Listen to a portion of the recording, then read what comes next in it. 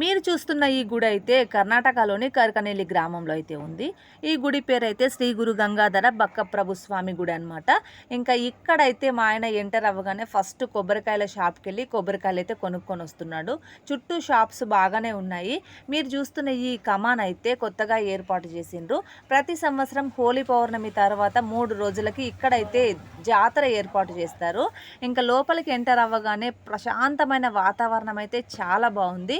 ఇంకా కూర్చోవడానికైతే ఇక్కడ మొత్తం బెంచీలు అయితే ఏర్పాటు చేసిర్రు. ఇది గజస్తంభం ఈ సంవత్సరం హోలీ పౌర్ణమి తర్వాత వచ్చిన జాతరకు అయితే ఏర్పాటు చేసిండ్రు. మనం కాస్త ముందుకు వెళ్తే అయితే మనకు నందీశ్వరుడు కూడా దర్శనం ఇస్తాడు. ధ్వజస్తంభం అయితే చాలా పెద్దగా ఉంది, చాలా బాగుంది.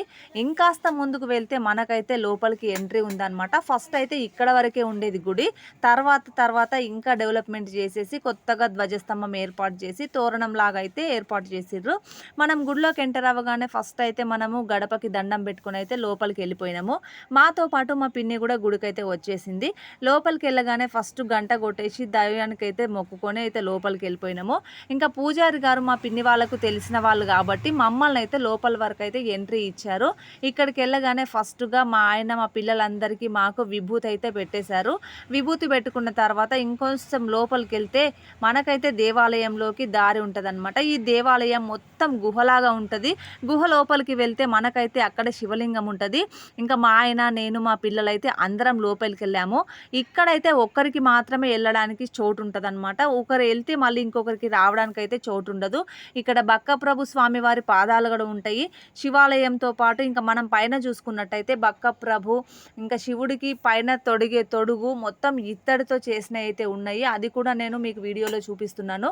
అసలు ఇక్కడ వీడియో తీయడానికి అవకాశం లేదు, కానీ నేనైతే మీకు చూపిద్దామని చెప్పేసి ఇంకా వీడియో తీసుకుంటానని అక్కడ పర్మిషన్ తీసుకొని వెళ్ళాను. ఇంకా మనం దర్శనం చేసుకొని బయటకు వచ్చిన తర్వాత ఇక్కడైతే నవగ్రహాలు కూడా ఉన్నాయి. నవగ్రహాలకు కూడా మేమైతే దర్శనం చేసుకున్నాము.